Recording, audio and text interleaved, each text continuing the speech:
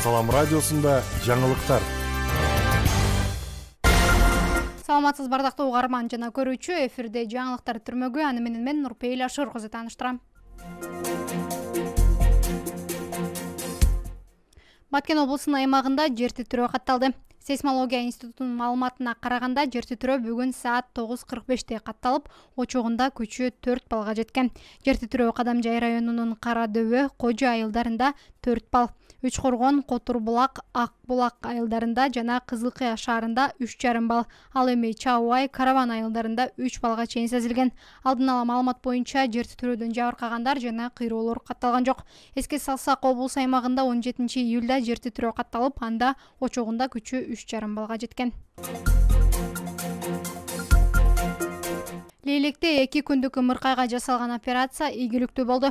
Лейлекте 2 күндүк ымыркайдын диафрагмалык грыжа дартына операция жасалды. Бул тууралуу Салам медиага Лейлек районунун жалпы дарыгердик практика борборунан билдиришти. Ымыркай 15-нде төрөлгөн. Төрөлүш менен эле ошол ымыркайлар дарыгер көрүп, бала жана көкөрүп баштаганда тезден ошол жумуш күнү болгонуга байланыштуу жана рентгенологдорду чакырып жана специалисттерди чакырып ошол жерде консилиум создавать этишкен да. Консилиумдун негизинде ошол бизде медиктерди баягы жизненно важный эмесине карап туруп ошол операцияга алууну чечкен. Мындай операция өзү өтө оор өтөт. Анан тем более бул 2 күндүк ымыркай болуп атпайбы? Ошого операциянын жүрүшү бул 1,5 саатка чозулган. Азыркы кезде баланын абалы өтө оор, туруктуу болуп эсептелет. Кыргызстанда курулуш тармагында жумушчулар жетпей жатат. Бул тууралуу президенттик администрациянын маалымат саясат бөлүмүнүн башчысы Дайыр Орунбеков Facebook'тагы баракчасына жумушчуларды үгүттөгөн видео жарыялады. Анда Кыргызстанда оор сыноолор, чек арадагы кагылышуудан кийинки ири чыгымдарга карабай өлкө аймагында курулуштар кызуу жүрүп жатканын белгилеп, ошону менен катар курулуш тармагына жумушчу күчү жетпей жатканын, ошондой эле курулушчулардын айлык маянасы 80 000 сомдун тегереги экенин жазган. Ошондой эле Орунбеков жарыялаган видеодо кызматкерлер үчүн жумуш орундары сунушталган. Бул тармакка кыш койгондор, монолит куйгандар, шыбакчылар, сантехниктер, жыгач усталар, бетон куюучулар, газ жана электр ширитүүчүлөр, маляр, арматура токугандар, усталар, прорабтар, курулушка керектелүүчү техниканын айдоочулары жана майда жумуштарды аткаргандар талап кылынууда.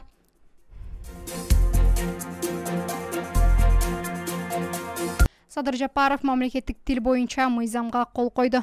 Президент Садыр Жапаров Кыргыз Республикасынын мамлекеттик тили жөнүндө конституциялык мыйзамга кол койду. Бул тууралуу президенттин сайтында жазылды.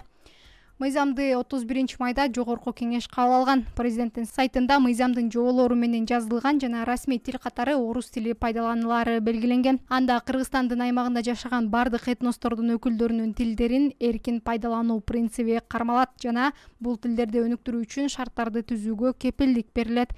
Кыргыз Республикасынын ар бир жараны эне тилин сактоо, окуп үйрөнүү жана өнүктүрүү үчүн шарттарды түзүүгө укуктуу деп жазылат маалыматта.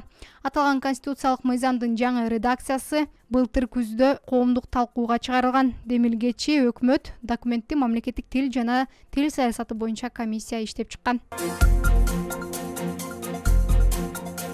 Баткен шаарында көрнөк жарнактарга рейд жүрдү. Баткен шаарында мэриянын тийиштүү кызматкерлери мамлекеттик тил боюнча адистер шаардын борбордук көчөлөрүндө мамлекеттик тил эрежелери сакталбаган, кыргыз тилинде туура эмес жазылган көрнөк жарнактардан арылуу максатында рейд уюштурду. Бул тууралуу шаардык мэриядан билдиришти. Рейдтин жүрүшүндө эскилиги жеткен көрнөк жарнактар жеринде алынып, түшүндүрүү иштери жүргүзүлдү. Эскерте кетсек, буга чейин шаар көчөлөрүн иретке келтирүү максатында муниципалдык менчик башкармалыгы тарабынан да эскертүүлөр берилген. Күндүн маанилүү учурлары мына ушулар болду. Кайрадан эфир аркылуу амандашканча саламатта туруңуз.